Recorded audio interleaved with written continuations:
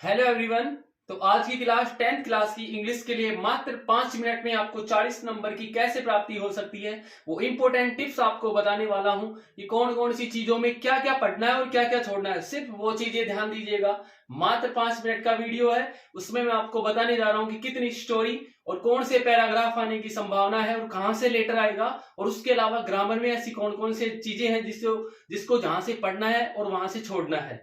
उन सब चीजों पे चर्चा करते हैं। आइए चलते हैं। सबसे पहले जैसा कि आपको पता है, सेक्शन ए में पैसेज आते हैं, सेक्शन बी में लेटर, स्टोरी और पैराग्राफ आता है, और सेक्शन सी में ग्रामर, और सेक्शन डी में आपको टेक्स्ट बुक से संबंधित आपको क्वेश्चंस देता है। तो सेक्शन ए के बारे में मैं आपको बिल्कुल भी नहीं बताने वाला हूं कि पैसेज को आपको अपनी अकॉर्डिंग करना है। नंबर 1 बी सेक्शन में आपको लेके चलता हूं लेटर्स की तरफ, और लेटर में मैंने आपको बताया है दो फॉर्मल और इनफॉर्मल के बारे में। तो सबसे पहले फॉर्मल के बारे में इन्फॉर्मेशन लेंगे, उसके बाद में आपको पता है फॉर्मल एड्रेस में sender address, date, letter number अगर दिया हो तो लिखते हैं, वरना रेसिपिएंट एड्रेस। मतलब याद रखना इसमें दो चीजें होती हैं, इनफॉर्मल और फॉर्मल में। तो ज्यादा इंपॉर्टेंट फॉर्मल होता है, फॉर्मल भी वो भी एप्लीकेशन से संबंधित। तो इसमें दो चीजें लिखी जाती है, लेटर नंबर अगर दिया हुआ हो, वरना रेसिपिएंट एड्रेस मतलब प्राप्तकर्ता का पता, और एक सब्जेक्ट। ये इनफॉर्मल में नहीं आते जबकि फॉर्मल में आते हैं। तो इसी तरीके से नंबर वाइज ये फॉर्मेट आपको याद रखना है। फॉर्मल वाला sender address, date, letter number, receiver address, salutation के बाद में सब्जेक्ट आते हैं, उसके बाद में कम्युनिकेशन की जो फिक्स लाइन है, I want to draw your kind attention about the, उसके बाद में टॉपिक का नाम, और फिर यहाँ पे डिस्क्रिप्टिव लिखते हैं, और लास्ट में so I request you to look into the matter at an early date.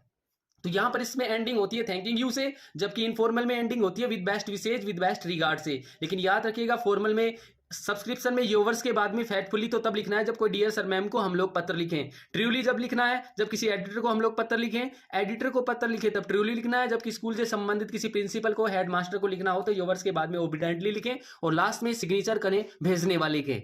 उसके बाद इनफॉर्मल में sender address, date, salutation, communication में ये चीजें लिखते हैं कि I am well and fine and hope you to be the same there. और उसके बाद इसमें courteous ending with best wishes और विद बेस्ट रिगार्ड से होती है, और लास्ट में सब्सक्रिप्शन के रूप में योर सिंसियरली या योर लविंग फ्रेंड या सन आप लिख सकते हो, और लास्ट में सेंडर नेम के सिग्नेचर होते हैं।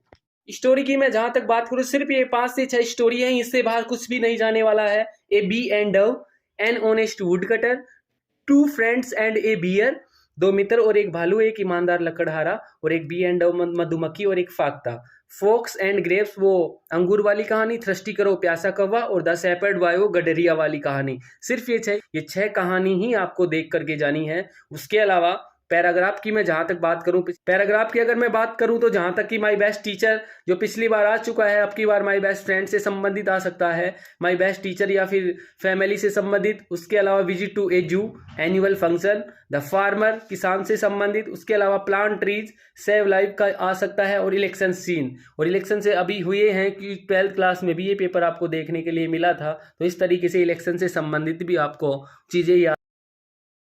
उसके बाद में पैराग्राफ को इसी के अकॉर्डिंग लिखना है, फ्रेश पेज से पैराग्राफ को, स्टोरी को और लेटर को।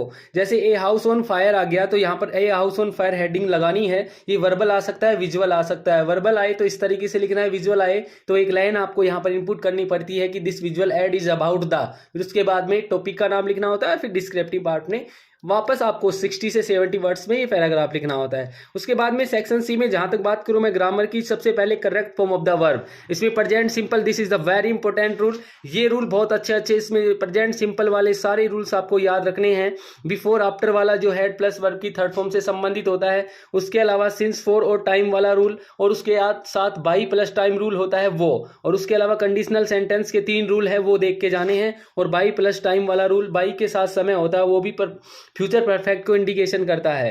नरेशन में आपको इंटरोगेटिव और इंपेरेटिव वाले सेंटेंस देख के जाने हैं। वॉइस में आपको इंटरोगेटिव वाले सेंटेंस और डबल ऑब्जेक्ट वाले सेंटेंस देख के जाने हैं। जबकि सब्जेक्ट वर्ब एग्रीमेंट में वो सब्जेक्ट 1 के अकॉर्डिंग बदलने वाला रूल है, और सब्जेक्ट 2 के अकॉर्डिंग वो आइदर और नाइदर और नॉट ओनली बट आल्सो जो बदलता है वो सब्जेक्ट 2 के अकॉर्डिंग बदलते हैं। उसके अलावा जो पेयर्ड वर्ड होते हैं, जो bread and butter, hammer and sickle, ये वाला इस रूल को विशेष देख के जाएं। उसके अलावा जो एंड से जुड़ते हैं वो वाला रूल भी विशेष ध्यान रखें। बाकी फ्रेमिंग क्वेश्चन में तो कोई ऐसा खास चीज नहीं है, हेल्पिंग वर्ब दी हुई हो तो उसी को बाहर निकालते हैं।